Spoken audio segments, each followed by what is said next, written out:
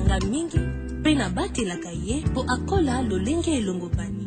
Na yango wana, société oyo ezalaka na Brésil, oyo tobengi Nutrimental, asaleli biso ba maman Nutrilac pe Nutrilon po na konzo ya bana na biso.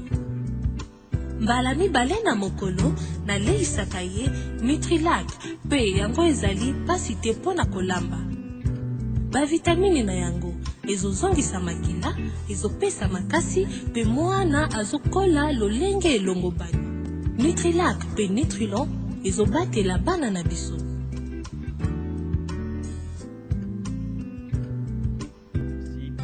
De nous rejoindre pour suivre cette grande édition du journal télévisé et sur les antennes de votre télévision. D'abord, cette nouvelle, 4 ambassadeurs nouvellement accrédités en République démocratique du Congo ont été à l'honneur vendredi au Palais de la Nation. Le président de la République, Joseph Kabila Kabange, a reçu leurs lettres de créance. Il s'agit des ambassadeurs de l'Union européenne, de l'Iran, de la Côte d'Ivoire et de la Zambie. On fait les points avec Jacques-Olivier Moulouba.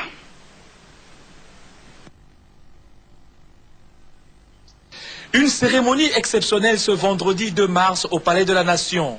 Le président de la République, Joseph Kabila, a reçu les lettres de créance de 4 ambassadeurs nouvellement accrédités en République démocratique du Congo. Il s'agit de M. Jean-Michel Dumont, Ali Amir, Eman Jomé Chaidi, Anvir Djabia Joachim et Fidelis Moulenga Kapoka, ambassadeurs respectivement de l'Union européenne, de la République islamique d'Iran, de la Côte d'Ivoire et de la Zambie. Né le 24 février 1953, Jean-Michel Dumont, nouvel ambassadeur de l'Union européenne en République démocratique du Congo, est diplômé de l'Institut d'études politiques. Il détient une maîtrise en droit public. Jean-Michel Dumont, qui vient d'Abuja au Nigeria, où il exerçait les fonctions d'ambassadeur, a fait son entrée au ministère des Affaires étrangères en 1978. Il a eu à assumer les fonctions de premier et deuxième secrétaire, de premier et deuxième conseiller d'ambassade et de ministre conseiller à Rome en Italie et à Berlin en Allemagne. Outre le français, sa langue maternelle, il parle couramment l'anglais, l'allemand et l'italien. Monsieur Ali Amir Emam Jomé Chaidi, nouvel ambassadeur de la République islamique d'Iran en République démocratique du Congo, 50 ans, est docteur en sciences politiques et stratégiques. Peu avant sa nomination en qualité d'ambassadeur extraordinaire et plénipotentiaire d'Iran à Kinshasa, il a été sous-directeur de la 2e section de la Direction des affaires des États africains. Bien plus, Jomé Chaidi a été expert et chargé de missions temporaires à l'ambassade de son pays à Abidjan, Conakry, Bamako et Niamey. Il a aussi été responsable de la section information et télécommunication à l'ambassade d'Iran à Paris en France. De même qu'il a eu à s'occuper de la formation à la faculté des relations internationales en Iran et au ministère des Affaires étrangères de son pays. Diplomate de carrière de classe exceptionnelle, Joachim Anvir Djabia, nouvel ambassadeur de Côte d'Ivoire en République démocratique du Congo, 59 ans, est titulaire de plusieurs titres académiques, notamment d'un diplôme supérieur de l'École nationale d'administration d'Abidjan, d'un diplôme supérieur d'aptitude à la carrière diplomatique de l'Université catholique de Louvain en Belgique et d'une licence S-Lettres de l'Institut de géographie tropicale à l'Université d'Abidjan. De mai 2008 jusqu'à sa nomination à Kinshasa, il a été l'ambassadeur et directeur du département des Ivoiriens de l'étranger. M. Joachim Anvir Djabia a été successivement sous-directeur au ministère des Affaires étrangères, premier conseiller à l'ambassade de Côte d'Ivoire au Canada et conseiller à la mission permanente de Côte d'Ivoire à New York. Né le 26 juillet 1942, Fidelis Moulenga Kapoka, le nouvel ambassadeur de Zambie en République démocratique du Congo, est porteur d'un diplôme en agriculture, business management. Il a travaillé dans plusieurs services et départements en qualité de responsable de marketing et du personnel, ainsi que de directeur général. C'est depuis le 10 octobre 2011 qu'il a été nommé ambassadeur en République démocratique du Congo.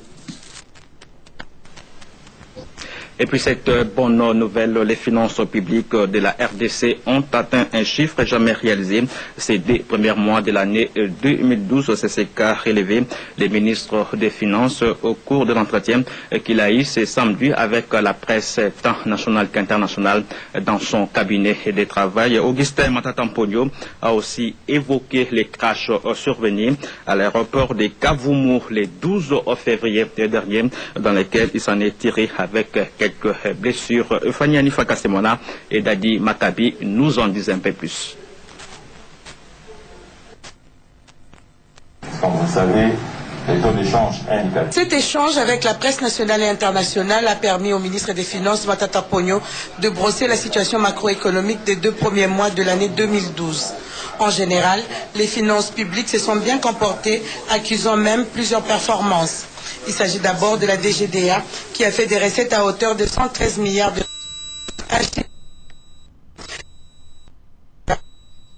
avec 30 congolais de recettes. Seule la DGI n'a pas atteint les objectifs à cause des perturbations dues à la mise en application de la TVA. Autre performance, c'est aussi la paye totale au cours de ce mois de tous les salaires des policiers, militaires, enseignants et autres fonctionnaires. Une performance jamais réalisée par le gouvernement congolais. Au cours des 2 premiers mois, nous avons réalisé des recettes de 472 milliards de francs congolais, alors que le programme très rigoureux que nous avons élaboré avec le partenaire au développement, notamment le Fonds monétaire international, prévoyait un niveau de 459 milliards de francs congolais. Comme vous pouvez le remarquer, le gouvernement de la République a été très largement au-dessus de la limite qui était jugée très supérieure par le partenaire au développement. Le ministre des Finances a aussi indiqué au cours de cet échange que le gouvernement congolais est prêt à mobiliser les ressources nécessaires pour financer les élections provinciales. Il faut noter qu'avant de s'étaler sur la situation des finances publiques, l'Argentier national est revenu sur les crashs du 12 février dernier dans le sud Kivu, crash dans lequel il s'en est tiré avec un choc à la tête, à l'oreille, ainsi qu'une opération au genou. L'école primaire Kanika au Bandundu possède désormais un nouveau bâtiment construit sur fonds propres du gouvernement provincial. Le gouverneur Vikimboso Muteba a procédé récemment à l'inauguration de cet ouvrage situé dans le village Baankoulou, à une trentaine de kilomètres de la ville de Bandundu. Reportage Fanny Anifa Kassemona et Giro Mukwalombo. C'est une ambiance particulière qui a régné dernièrement au village Bonkoulou, situé à près de 30 km de la ville de Bandundu. Le gouverneur d'intérim du Bandundu, Vikimboso Muteba, a inauguré l'école primaire Kanika, construite sur fonds propres du gouvernement provincial. Bien avant, le chef du village a remercié le chef de l'exécutif provincial pour son implication dans la construction de cette école primaire. Le coordinateur des églises du Saint-Esprit au Congo, Maui Sawane, n'a pas manqué à son tour de remercier le gouverneur de province avant de demander aux élèves et aux enseignants d'en faire bon usage. Les complexes scolaires Kanika fonctionnent sous l'arrêté d'agrément numéro 879 du 96 du 15 décembre 1996 du ministère du Fidèle. C'est votre souci d'améliorer le secteur éducation. En fait, que le complexe scolaire Kanika Bonkoulou, hier objet de moquerie, et aujourd'hui sa plus belle robe, et par-dessus soit hissé à l'honneur. Nous en sommes très reconnaissants et encore une fois, nous vous disons merci. Par la suite, le gouverneur Vikimboso a procédé à la coupure du ruban symbolique en présence du ministre provincial de l'Éducation, des notabilités du village et de la population de Bonkoulou. Le chef de l'exécutif provincial a juste après visité les différentes salles de classe. Pour le gouverneur de province, la construction de cette école s'inscrit dans le cadre de la réalisation des 5 chantiers de la République initiés par le chef de l'État Joseph Kabila.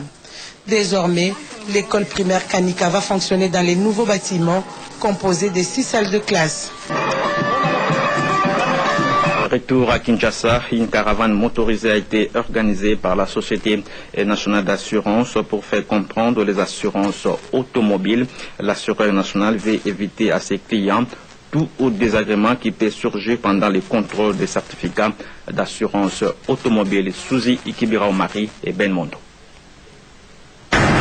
L'objectif de cette caravane motorisée organisée par la Société nationale d'assurance est de conscientiser la population sur le bien fondé des assurances automobiles. Les usagers de la route, dont les conducteurs des véhicules, des bus et autres engins automoteurs, ont vu les agents de la SONAS les appeler à travers cette caravane à souscrire massivement et volontairement à ces assurances. L'équipe de la SONAS est donc partie de la direction générale en passant par le rond-point Kintambo, Bayaka, Victoire, rond-point Bandal, 24 novembre et à la gare centrale pour éclairer la lanterne de leurs clients sur ces gares. Nous avons estimé bon de pouvoir sortir, de pouvoir informer le public. Notre passage à travers les avenirs de la capitale prouve la volonté de la SONAS d'informer le public. Madame la DG nous demande de pouvoir informer le public pour que le moment venu, qu'il ne soit pas surpris. La SONAS est déterminée à convaincre le public de s'acquitter de cette obligation car, dit-elle, l'accident ne prévient jamais. Les assurances automobiles sont obligatoires, notamment celles qui couvrent garantir l'assurance état civil. Nous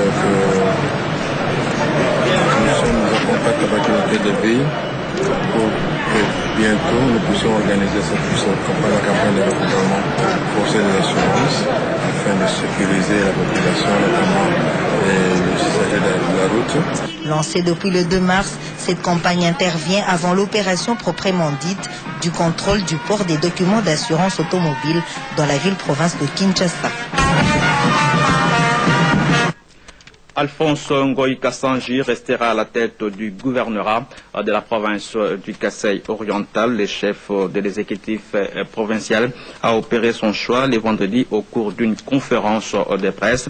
Le gouverneur Ngoï Kassanji a décidé de poursuivre avec les travaux de reconstruction de la province et laisser son suppliant à l'Assemblée nationale. Les points avec Alidor Olobea, notre correspondant sur place à Mbujimaï dans le Kasaï oriental. 3 jours après la validation de son mandat comme député national, le gouverneur Alphonse Ngoï Kassanji a fait son choix. Il a décidé de continuer à exercer les fonctions de gouverneur de province jusqu'à la tenue des élections provinciales. Mais c'est son suppléant qui va occuper le siège à l'Assemblée nationale. Alphonse Ngoï Kassanji a fait cette déclaration devant la presse à son retour en Mbujimaï alors qu'il venait de séjourner 2 semaines à Kinshasa. En effet, ça n'est pas vraiment une surprise, car au moment des élections du 28 novembre dernier, le gouverneur avait déjà annoncé que s'il était élu député, il ne siégerait pas à l'Assemblée nationale.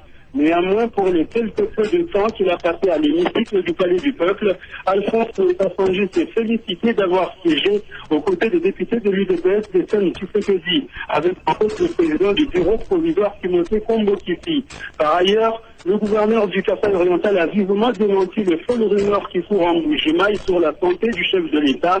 Selon Alphonse Ngoï Kassanji, le président Joseph Kabila se porte très bien et que ceux qui lui souhaitent du mal ne s'en prendront qu'à eux-mêmes. Alidor Olobea, Mbujimaï, RTVA. On va terminer par les sports. Le stade des martyrs de la Pentecôte sera en ébullition tout à l'heure à 15h30 avec la rencontre de football entre les Léopards Dames juniors de la RDC et les Lions indomptables du Cameroun. Ces matchs s'inscrivent dans le cadre des éliminatoires du mondial junior dames. Bonne chance donc à nos Léopards Dames. Voilà, complètement terminé. Merci de nous avoir suivis de partout dans le monde et à bientôt.